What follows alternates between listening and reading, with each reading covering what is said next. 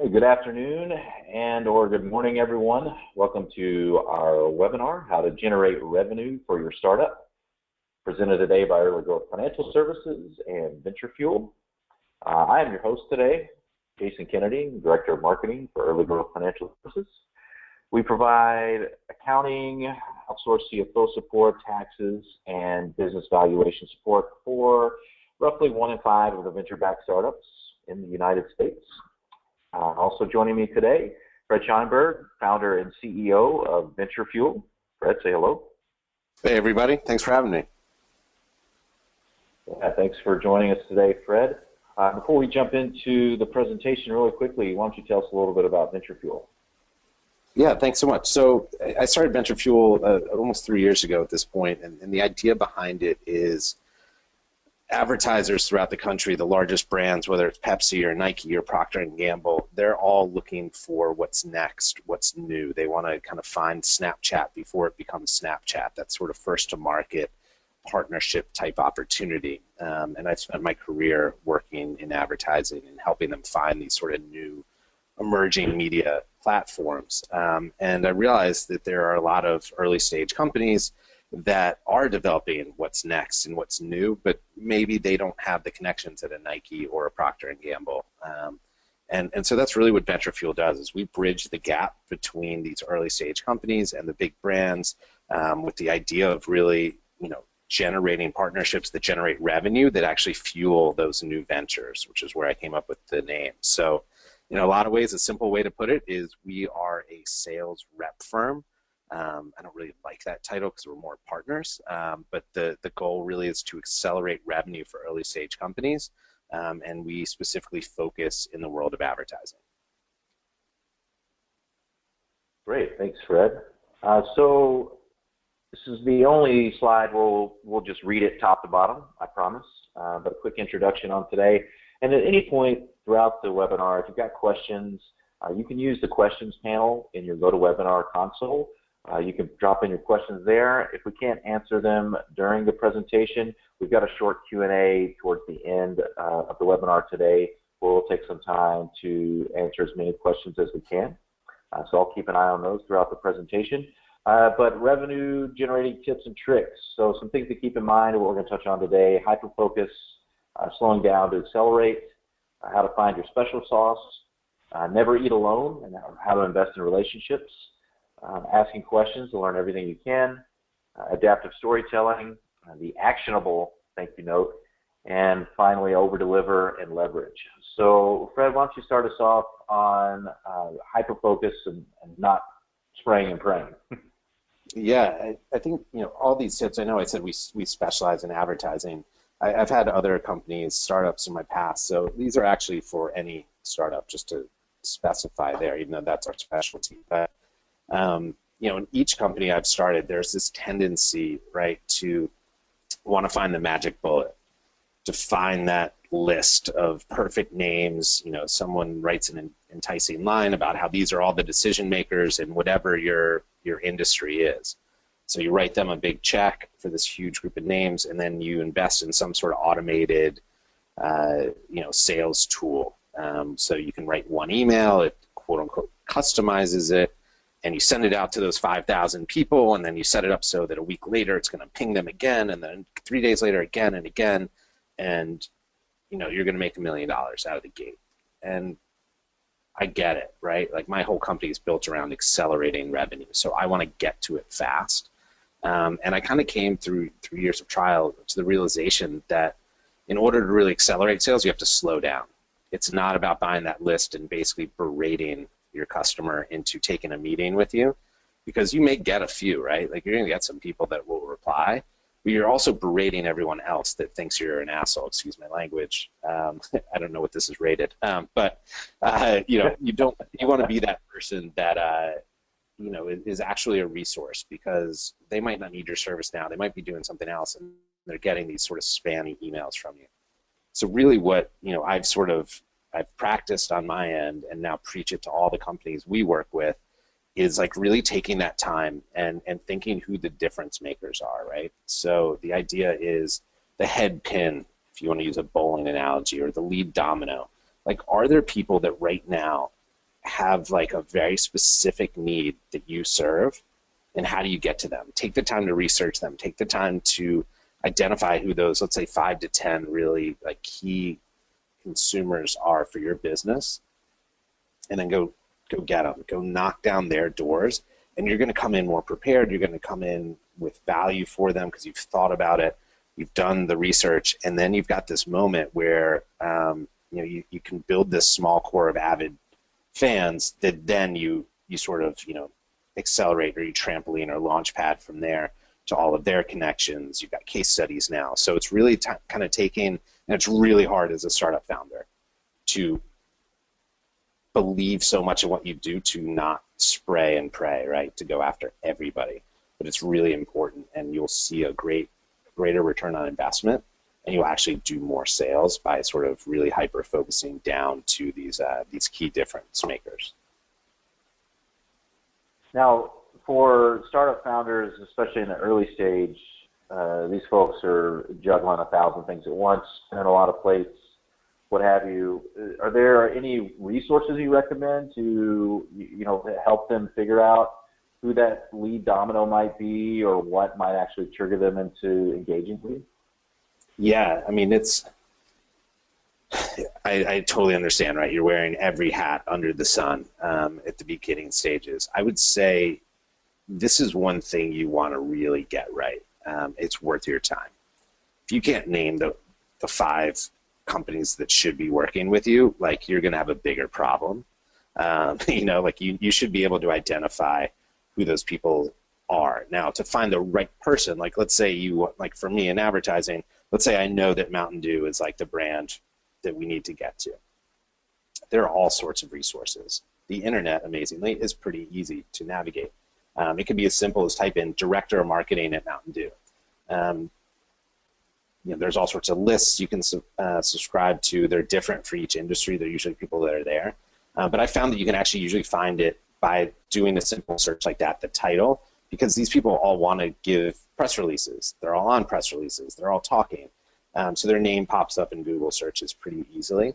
And it's not hard to figure out what let's say, the Pepsi or the Mountain Dew email thing is. And I would also say LinkedIn, spend the extra couple bucks for their premier service, which kind of lets you, I would say, search a little better for people, and usually you can find someone that knows someone that can get you in the door there. But really doing a little bit of research on your end will unearth who that is. But you certainly can go by lists that I think are specific for each industry. And on the B2C side, if you're targeting customers, have you seen a lot or done a lot of business with kind of the influencer marketing that's all the rage right now, where it's finding that one person with a million Instagram followers, or that fine superstar or something along those lines? Have you been working with anybody that's kind of taken that route from the consumer front? Totally, yeah. I mean, it's obviously like a different game. We do know the influencer space really well, and what's kind of cool, like, for being in this age, starting a new business, is there's so many different ways to engage whoever your consumer is. So it's really identifying it, right? Like, if you know that your consumer is, let's say, a mom with a 4-year-old kid, you can reach them through Instagram and Pinterest and all these sort of Facebook ads and places that are not that expensive and are super hyper targeted. So it gets back to the hyper focus. I think the influencer world is super interesting. You need to vet it. The same thing I do with brands is I'm like, just because Jason Kennedy has 20 million followers, like, does anyone care? Like, does the stuff that he posts, are people taking action with it, whether that's liking, engaging, whether it's actually some sort of more thorough measurement of they actually went and purchased something that you recommended. So I would say, especially for small businesses, bigger isn't always better.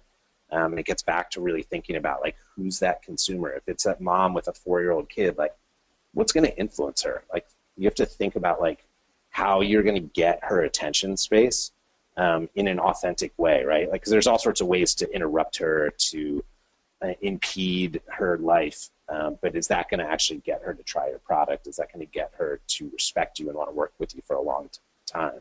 So sometimes it's actually taking the harder route that's not the silver bullet. But if you know it's the right customer, if you really did that work up front, then it's worth that added time, because she's going to become a customer for years and years, and then she's going to become like your launch pad. She's the one that's going to go to the PTA meeting and tell everybody about your product. Great. So about that product, let's figure out what the special sauce is. Can you just, we mentioned SWOT analysis there. Can you touch on that just for a second for anyone that might not be familiar?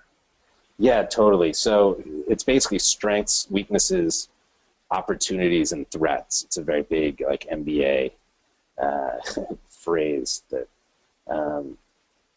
gets thrown around a fair amount. But really, this simple way to describe it is, what are you great at? What are you not good at?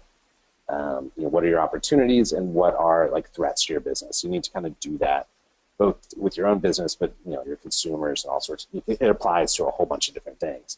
In terms of this, in terms of what do you have that your clients want, I try, and when I'm advising different companies, they always come to me and say, I can reach 5 million people. Isn't that awesome? And I'm like, no, like that in itself isn't that awesome, because every brand can reach that many people through Facebook or by throwing an ad on ESPN. There's almost unlimited opportunity to reach people. The question is, like, is it special? Is there some reason they should take $50,000, $250,000 and move it away from ESPN or move it away from Facebook to engage with your specific audience, or the thing that you do that's really unique? And I think this applies to B2C brands. It applies all over, right? Because all of us are so busy and hectic and overwhelmed that the greatest sort of asset that's out there is our attention. And so you have to really be able, as a business owner, to define what is your special sauce. What is that thing that is super, super unique about you, that is, we call it the underlying magic, right? Like, what is the special thing that makes you tick, that makes somebody want to stop what they're doing and pay attention to you, buy your product, try, whatever it is out, recommend it to their friends. So you have to spend like serious time uncovering that and having it crystal clear, right? And it becomes your elevator pitch. It becomes all sorts of other things.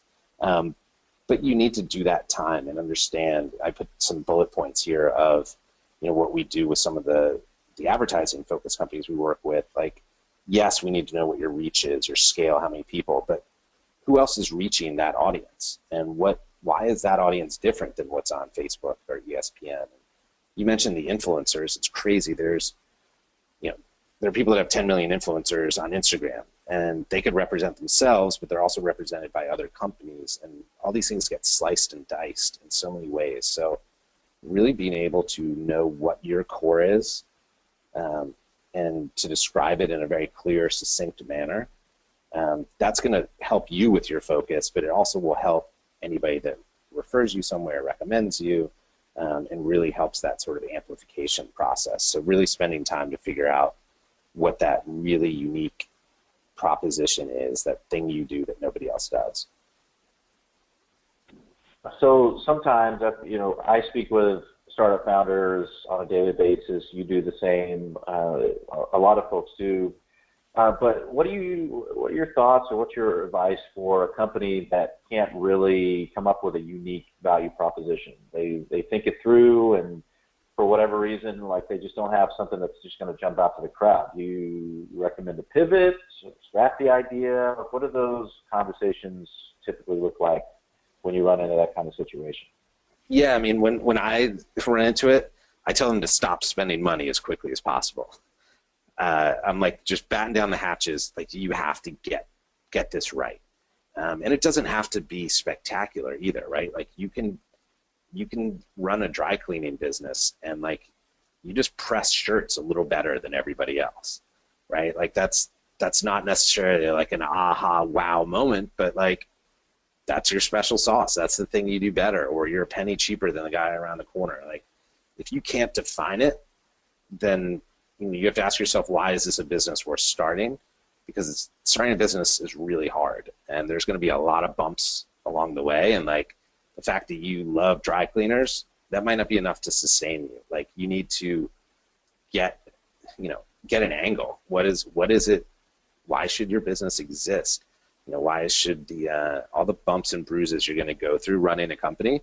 Like you need to have that sort of North Star, that one thing that is why you're doing this, or that is unique. And it can be something like that. Like your product doesn't necessarily have to be unique, right? But like your positioning or your reason for being. There's so many like cause-related, things like Warby Parker, like making glasses. Like, what is it that's their special sauce? Do they make it a little better than everybody else? Sure. The style's a little different, absolutely.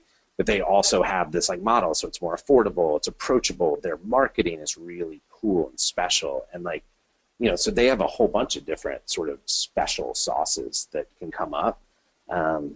So it comes across. You can look at really bland things, and that would be my advice. Is like if you're really stuck, take a step back and look at the most boring products you can, like tires on cars, right? They've got to be pretty much the same. If you go into a tire store, every single one of them is positioned differently. One's got some sort of treads. By the way, I haven't had a car in 20 years, so I'm totally making this up on the fly. But like one's faster, one brakes better, one's good in wet conditions, one's good for 4x4s or whatever it is. Like, you've got to find that thing that's going to differentiate you in this marketplace of noise that's out there. Yeah, and just going back to the dry cleaner example, I mean, that's a great example where it's, hey, you're dry cleaning. Like that's something that's been pretty much the same for decades. But, think, next level could be that your location is much more convenient for the neighborhood. It could be that you offer a change machine on premise to pop out quarters. It could be that you're open 24 hours where the one several blocks away closes at 10 p.m.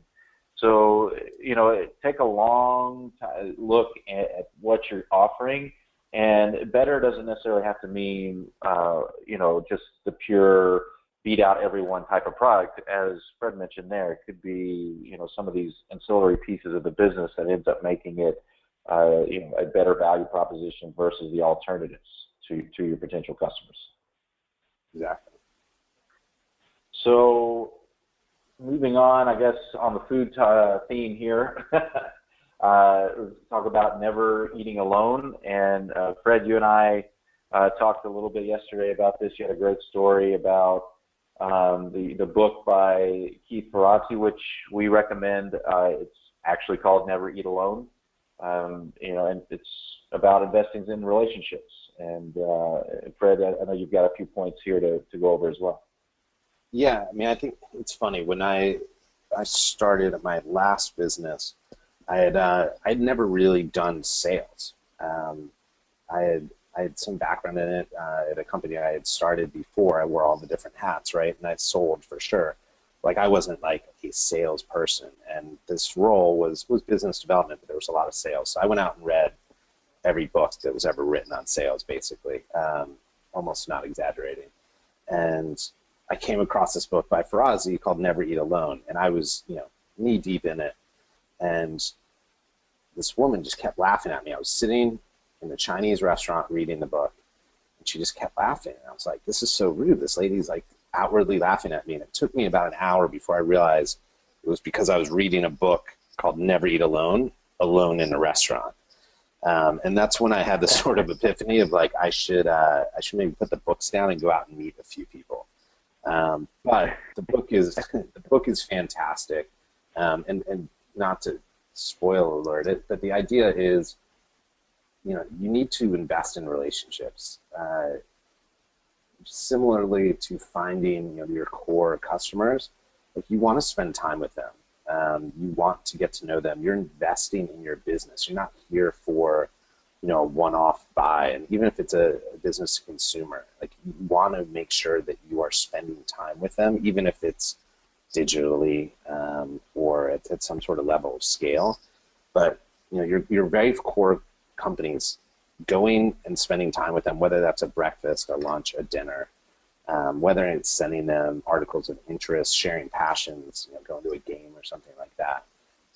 I threw an event last week that, there's probably 130 of the biggest brands in the room. And I kind of looked around it a minute before I went on stage and realized that some of the people in that room I'd known for 12 years at this point, and it started because I offered to take them to lunch when they were maybe more junior in their career. But so was I, and I was just trying to form a relationship. I always try to act in their best interest and bring them opportunities that make them look good to their boss. And because of that, now, I have these events and everyone's like, oh my gosh, like, everybody, like, how are there so many people in this room? And it's like, well, I spent the time to build that. And I know that's not the easy answer, but it's really taking the time and investing in those relationships. And it also makes your meals a little bit more interesting too. Sometimes I catch myself just sitting at my desk, wolfing down a sandwich, and you definitely need to do that, especially as you're starting a company. But getting out and away and being around your customers is going to be a huge advantage. We had a great question that came in from one of our attendees here. It's a great question on social media. Your thoughts on connecting with business contacts, preferred channels, do's and don'ts, anything like that? Totally. It's all about them is my quickest answer. Again, it kind of goes back to that magic bullet, right? Like, I wish I could just put something up on Twitter and everybody would get back to me. Like, I'd throw an offer on there or an opportunity. And the truth is, some of our clients are very heavy on LinkedIn. Some are really into Instagram or Facebook or Snapchat or Twitter. So it's hard because the hope is that you can hit one button and everything happens. But the truth of the matter is, you need to connect with them, and you said it, in their preferred method. Sometimes that is email. Sometimes that's in person. But taking the time and figuring out what that is, and then figuring out how to scale it, right? Like, we actually have a newsletter that does really, really well, and I don't personally like newsletters, but our customers do.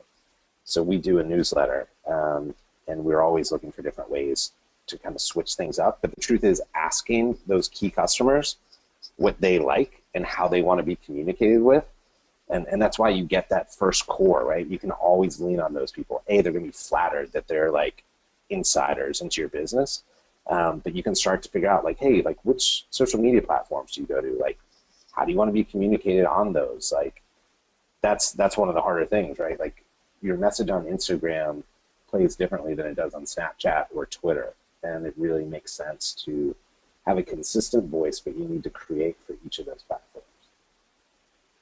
Right, and something to keep in mind, which is always the double-edged sword with social media, is that if you're connecting with potential business partners or prospective clients, it's important to know the medium. So, Facebook, Twitter, probably more than anything else, it's very much the Wild West. So stuff that you're sharing out via your personal Twitter account or your Facebook page, I mean, we're on the cusp of the end of a very contentious election season. So stuff that you're sharing or interacting with on Facebook, keep in mind it's quite possible that these people you're connecting with can see that as well. So, and a lot of times you can run into issues where they don't necessarily agree or care for what you're sharing. So that's something that whether you need to set up a separate business page or stick to just connecting on LinkedIn or whatever it might be, it's an important thing to keep in mind when you're dealing specifically with social media. And the other thing I'd recommend is, and to kind of play into Fred's point, is not making it about a sales pitch. I mean, the last bullet point there, send notes unrelated to your sales. That's a fantastic way to stay in touch with someone, whether you're talking about the weather, the Super Bowl last weekend, the upcoming holiday, whatever it might be. Those are great opportunities to reach out and touch these folks without it having that kind of slimy feel of it being a sales pitch, right? Which we've all gotten those in the past, and those can feel a little wonky if not handled in the right way. So it's you have to tread carefully is the short version of all that. So keep that in mind, particularly in the social media space. Yeah, Jason, sorry to interrupt. I agree. I just want to add to it. I mean, I get asked all the time by our sales team, which is, hey, we've got a big proposal out with X brand, and I want to follow up with them to find out where it is, right? It's our business. We want to know where our deals are coming from, our pipeline. But like, I don't want to like just write and be like, hey, what's happening with our deal, right? Because we've already asked them twice and they haven't gotten back to us. And the truth is, it's because they're busy. They're doing something else. And so I always talk to my team about like, what can you do right now to provide value? Is there a way that you can talk to that person where they're going to go, wow, that was super helpful? And of course, they know that you're trying to find out about the deal or what have you. It's not salesy. It's not snarky. It's, hey, I saw this article in Business Insider about something related to your business. I thought it might be interesting. Would love to talk to you about it more. By the way, trying to let me know about the X deal whenever you have a minute. It's just a way to continually reinforce your own brand as something that provides value and interest. Great. So asking questions and figuring out what the pain points are, what can you tell us about that, Fred, when these early stage founders are trying to get out there and figure out exactly what the problem is that they're trying to solve? All right, this one seems so basic, but I've watched now 3 straight years of startup founders walking into meetings that are unbelievable, right? They're in front of HBO, they're in front of GE. These are their crowning moment, and they do a 50-page PowerPoint presentation, and they talk all about their tech and all their backgrounds, and the founder did this, and this is what we did beforehand, and it's just like, excuse the phrase, but they're like just vomiting up information about their company. And it's like, it's almost like there's an insecurity, right? Like, I have to prove that I belong at this table, and I'm going to show you why we're so special and all this stuff. And, I kind of sit there shaking my head being like, no, man, like, they don't care about all the underlying technologies.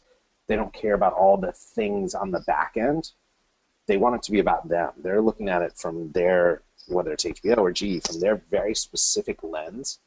And so what you need to do is start that meeting, give them enough information. They took the meeting, right? So they know something about you. And make it about them. Find out what their pain is and how your product actually solves that. And you should know that going in to a certain degree, but like, you've got that opportunity right then to pick the brain of whoever you're meeting with. So find out like, what are their goals? What are they challenged with doing in the next year? And we try and ask some tougher questions, like, if you could do anything differently, like, what would it be? What are you frustrated with? And I find, I can't remember which book it was, probably like 7 Habits of Effective People. But there was like a comment that, we have two ears and one mouth for a reason, that we should listen twice as much as we talk, which is very awkward to say as I'm doing a webinar and I'm talking the whole time. But, the idea here is really to learn about them and seek out what that pain is. And then on the fly, obviously you do work beforehand, but then you show them how you solve that pain. And that's 50 times more important to them than your underlying tech. Because once you get them excited and they go, oh, you can actually do this, you can fix this problem, then they're going to ask you to go into your tech. They're going to dive in, and they're going to want more details than maybe you even have with you. But if you come fast and furious with trying to prove yourself, this is why we should be at the table, they're going to tune out. They're going to start looking at their phones. And that's on the B2B side, but it also works B2C. You really need to understand what your consumers are looking for, and asking them questions in a way where they get value back is really valuable. Yeah, the last a lot. Sorry, I was just going to say the last one is there anyone else we should know, was the last bullet I put there. And the reason is we get to meetings all the time, and somebody is like either really engaged, but maybe the opportunity is not right for them at that moment, and just saying like really in a like calm, chill way, hey, is there somebody else we should know either in the organization, or do you know anyone else that might be interested in this? And like that question is, it takes a little self-confidence to ask it, but like it's led us down so many roads we wouldn't have known, because people do want to help one another, and if you've been respectful of their time and giving them value, usually people want to take that extra step. So. Yeah, it's something that we preach on the fundraising side, which is a similar avenue where you've got a startup that's in a room with a couple of investors and you're going in to ask for a check for $500,000, $1 million, $2 million. What we stress over and over is that you have to treat that like a sales process. You have to treat it like a sales call, and that's that plays into what Fred is just saying here, is that this is ultimately a sale, right? So if you're wanting to sell somebody on something, the most effective salespeople don't sit down, read through a bunch of facts, and then wait for someone to just say, yes, I'm sold, shake hands.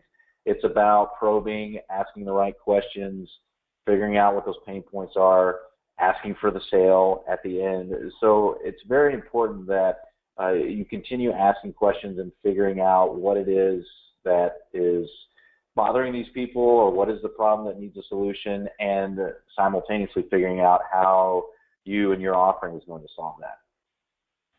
So just keep that in mind and say that it's always a sales process. You keep that kind of always in the back of your brain when you're approaching these scenarios.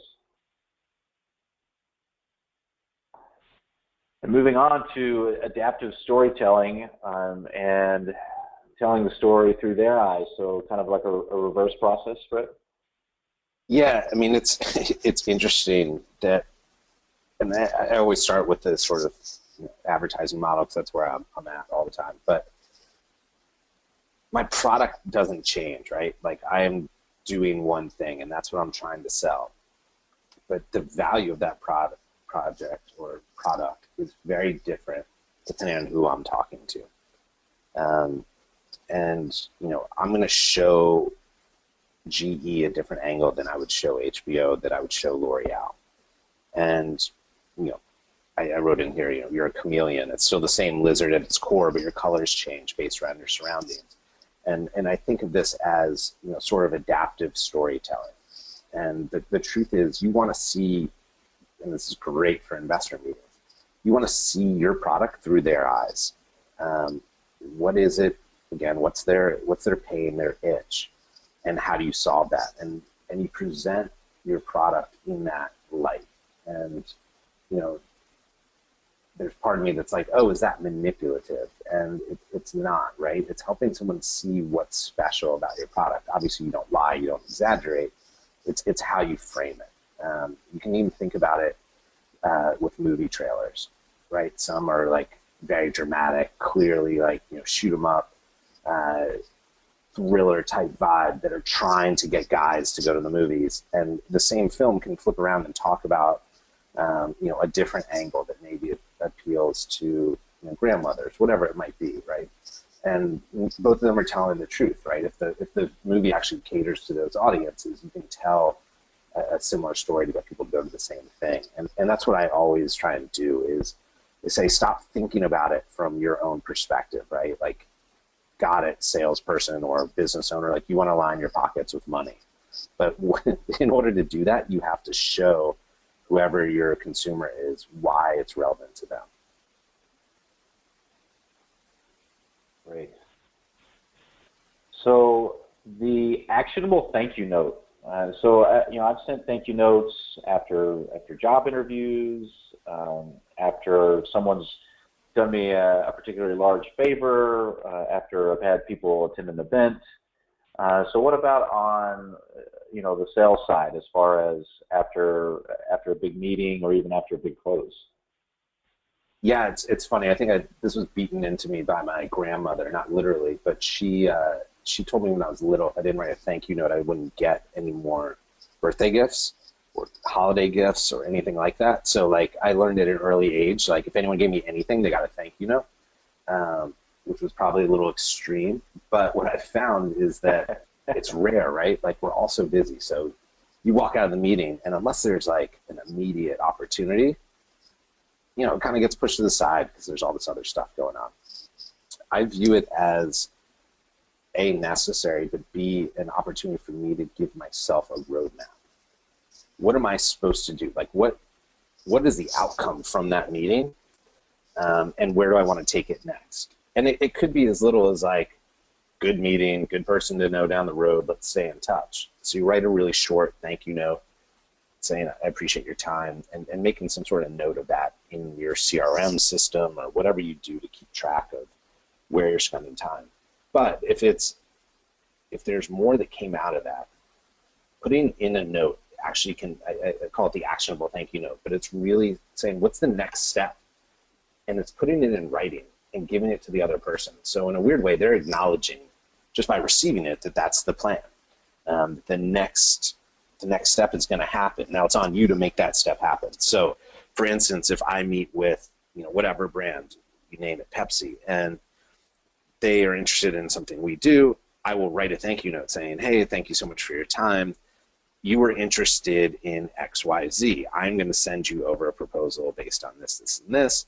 Is there anyone else we should involve? Blah, blah, blah. But it's sort of like, I now have a roadmap. They know what to expect of me. And also I put in there any notes that I discovered. And sometimes I put it in the bottom, like, hey, I took these notes just as a point of reference for both of us. And what that does is, by putting it at the bottom, it doesn't make them read like 100 paragraph email, because everyone's busy. You want to keep it as concise as possible. But it shows that I was listening. And I don't put my notes in there, like why our company is so awesome. It's all about them. They've got a new product coming out in Q1, and it's targeting 17-year-old boys, and it's all around, whatever, fireworks, and all these different things. And I've gotten more notes back from people being like, wow, like, did you record our interview? And really, I was just listening. I was taking notes for myself in how we could move the business forward. And I now save those notes. So in 6 months, when I go to meet with Pepsi again, I look and I go, oh, wow, like, they told me all this stuff. So now they don't have to tell me that again in the meeting. And now they're impressed that, I'm on top of it enough to know that. And it just changes the dynamic pretty quickly. And it really helps sort of bridge the gap. Because a lot of people have great meetings and then it disappears, right? The opportunity doesn't seem to go anywhere, or they forget. This is sort of a bridge step to that next move. And I can't say it enough, thoughtfulness does go noticed. It goes a long way, and it may not pay off immediately, but especially in these days, people remember that you took the time to, at the very least, just send a note saying thanks. So, the actionable thank you note takes it the step further, and it's fantastic, but don't sleep on thoughtfulness. People keep that in mind, just because it's so rare these days. So true, so true. So the last point here on over-delivering and using leverage. So Fred, take us through how to make our customers happy and grow from there. Yeah, this is one that we use all the time with our early stage companies, right? We get a deal with USA Network or whoever, and it's a big, big deal for the startups we work with, and it's often not that big a deal for a USA Network, right? They're spending so much money in so many different ways that sometimes we're one of the smaller pieces of their investment. But we always over-deliver on what we promised. And the reason behind it is, let's say they paid for X and they get X times 10. Well, instantly they're like, wow, like, that was awesome. Like, we invested this knowing we were only going to get this, and now we got 10 times that. That's insane. Let's go show everybody in our department what a great job we did by buying this. So now they just told everybody what you did, and also in a very positive light, and they have a positive experience with you. So that sort of over-delivering, especially if you kind of follow the steps of this whole thing, is like, you focus on a core few, you make sure you know what your message is, you find out what their problem is, you then solve that problem, and then some, right? You take it to that next level. That is going to then make them essentially like your greatest ambassador. They're going to take your call forever. And now you start to build this sort of avid fan base that can then, they share it with everybody. And they want to brag about it. They want to talk about it. And they're really proud. So sort of the idea of setting the bar ahead of time. It's a very hard thing to get startups to do, is say, I will deliver this. And know that you're going to deliver at least that, not to overhype it, and then go beyond that, because then you've established that, hey, you're trustworthy, that you can at least deliver, and then some. And it's going to just make your business starts to grow exponentially then, because they tell other people in the organization they want to work with you again, and it just starts to build. And something to think about here as well are with those customers that are very much the opposite of happy.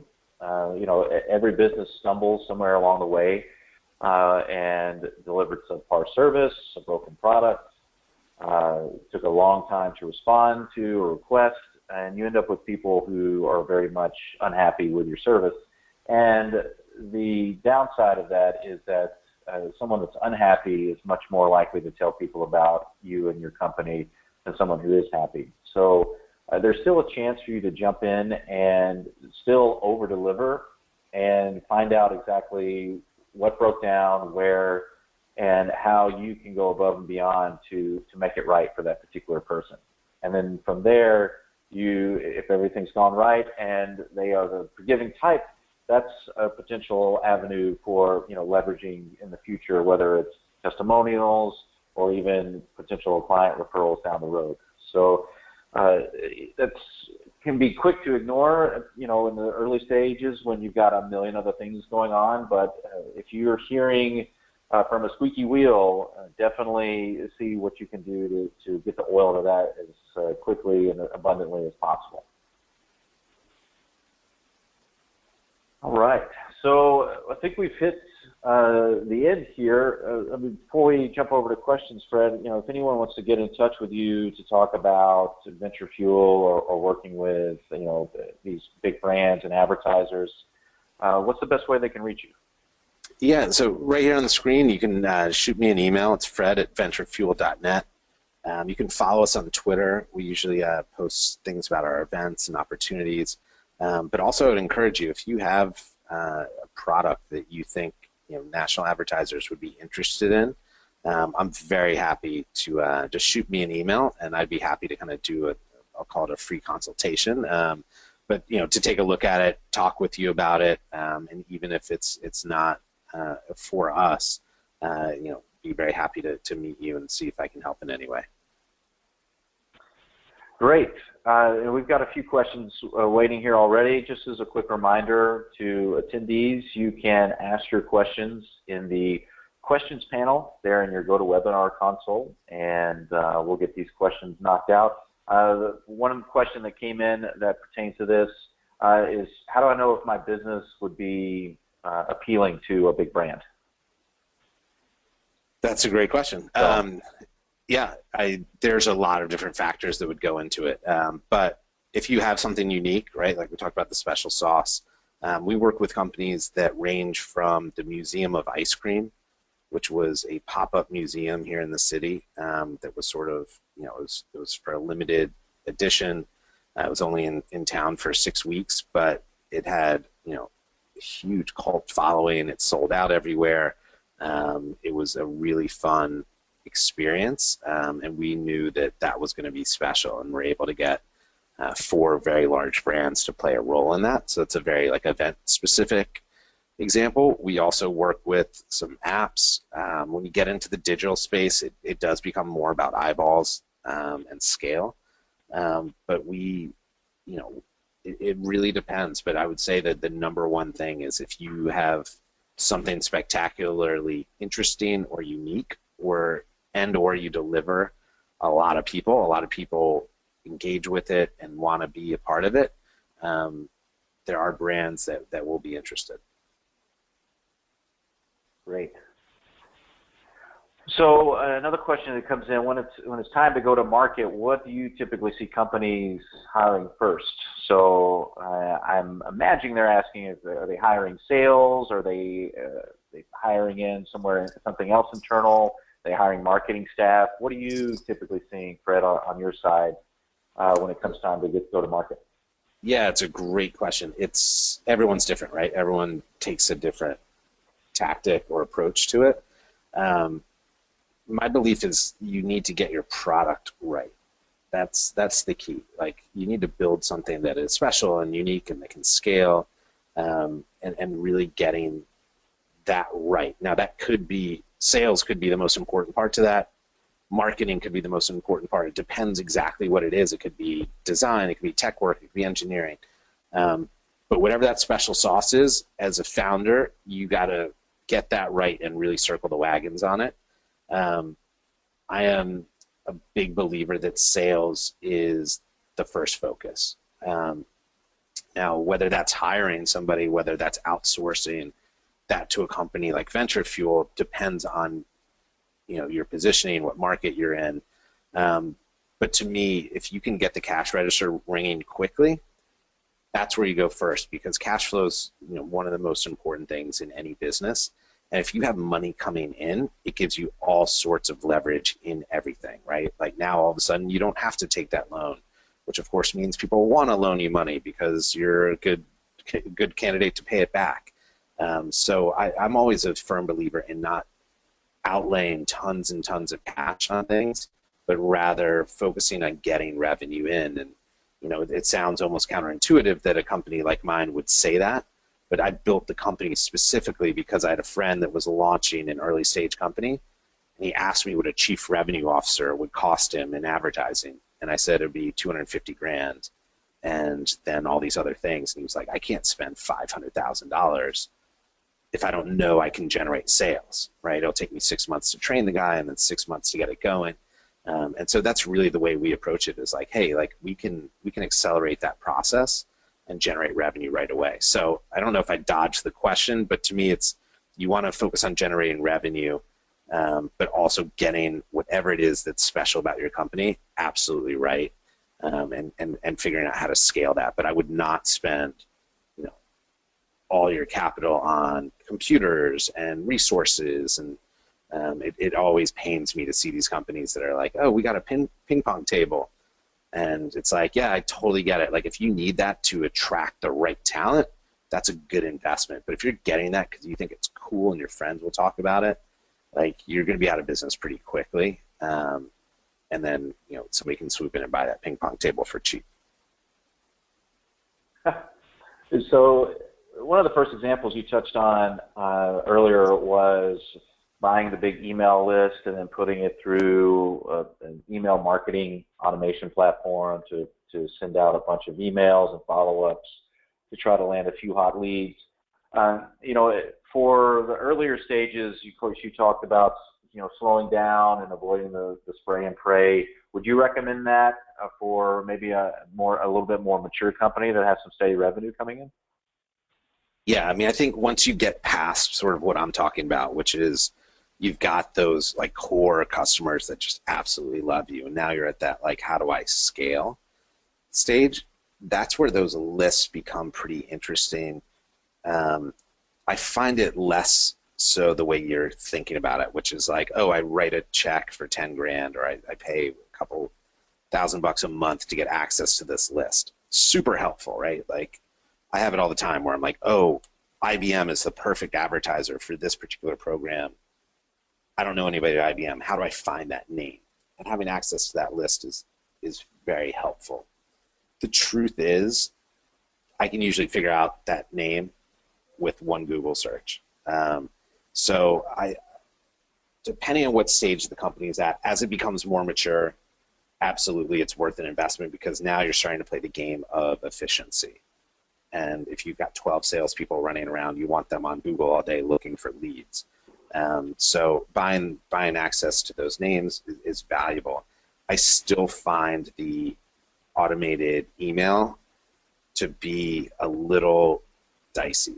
We do use it on occasion, and it shows some results. I'm always very hesitant to who's not getting back to us, what they think of the 5th email that they got that was customized to their name, which is misspelled by accident, right? That kind of thing, I think, potentially can hurt your business more than help it. But I think there are great services out there, and it's all about how you use them, and really thinking it through. And of course, you want to start to really scale this. So I have found that doing right by those first 10 all of a sudden turns that into 100 companies, because they tell their friends, or you can use them as a reference or what have you. And The lists are nice, but you're probably better served spending that money going to a trade show or going to where those customers are and handing them samples of your product. May be a better way to go.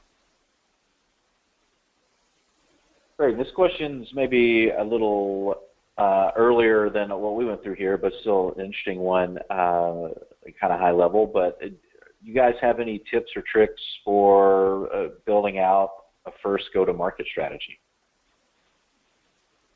Yeah. So maybe a little bit earlier here than the actual money-making piece. Yeah, no, totally. And it's funny, like as I kind of put together this document, I was thinking it's sort of a marketing deck as much as it's a sales deck, which is, you want to go and look at that.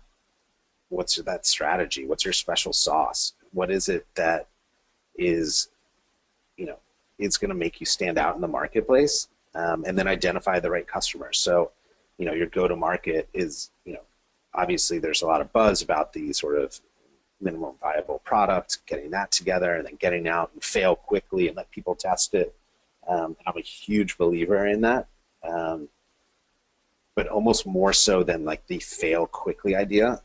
I'm a big believer in finding those 5 people that could be your best customers for 10 years and getting to them and giving them advance access.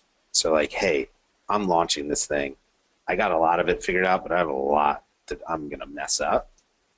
Can I get your help on this? Can you come in? And like, it's amazing to me that people talk about like, oh, I gave away 5% of my company to my board.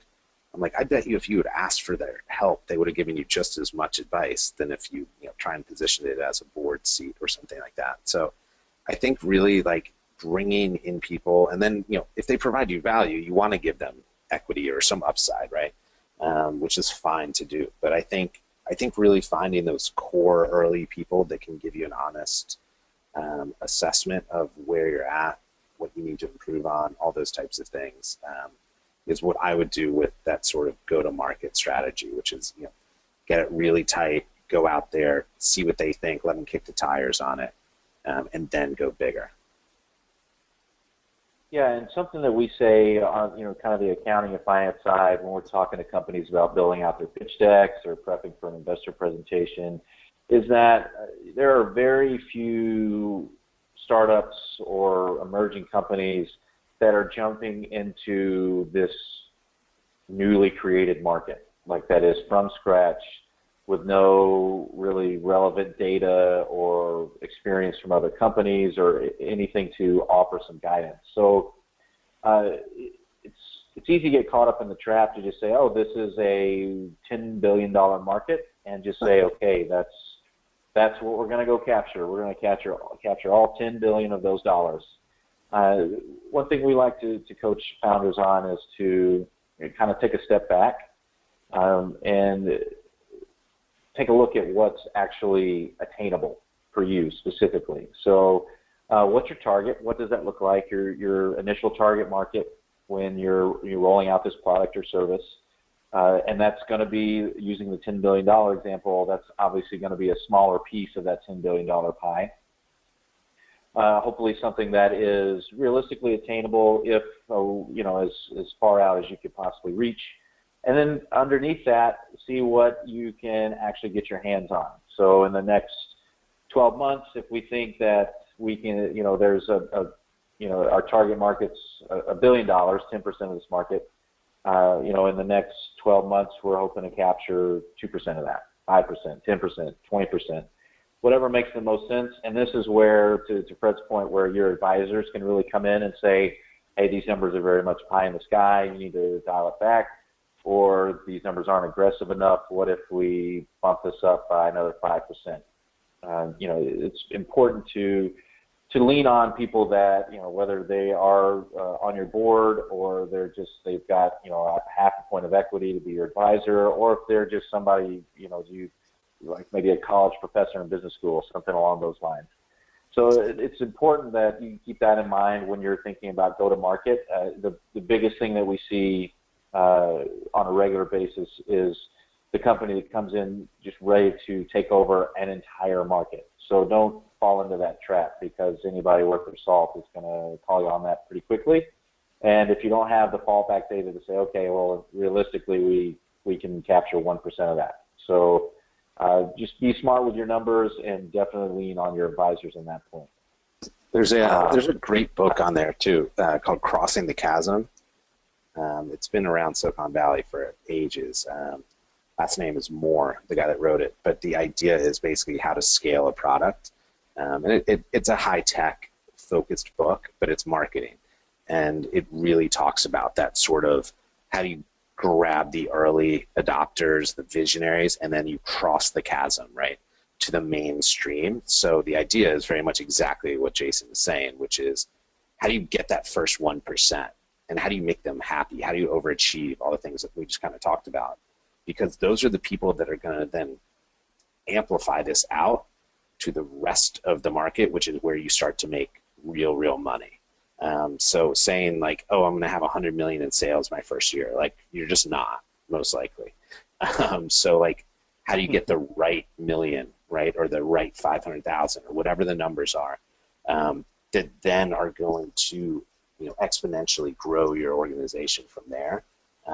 That's a more realistic sort of pitch deck. And, you know, when a VC or whoever, private equity people see that, they're going to know that you're real and that you came at this from a point of understanding the market and with a realistic goal on how to scale. Right, and that actually, talking about scaling, that's a fantastic segue to our last question here. Would you recommend starting with processes that are not scalable for the sake of better understanding or meeting customer needs? All right, so this is an awesome question. I spent eons in my world trying to build my website, and I changed it about 3 months after. I spent weeks and weeks, like every word had to be just right, and like, this has to link to there and this and this. And my business is not web dependent. It's basically a marketing deck. And I had this moment of like, oh my gosh, like I just spent all this time creating a process, right? Like it's more marketing, but it applies to processes where like you kind of overthink everything and then you pivot because you're actually out in the marketplace and realize you're gonna have to blow up your process. So my personal sort of take on this is like, get out there, get those core customers and invent with them and iterate and change, and then take that pause, do an offsite. You got the 5 that love you, that love what you're doing. What did you do with each one of them? How did you get it to the right place? Where did you fail? What could you do differently? And go from that experience and take a pause and be like, okay, what is our process now? Because now we're not going to be working with 5 companies, we're going to be working with 50 to 100.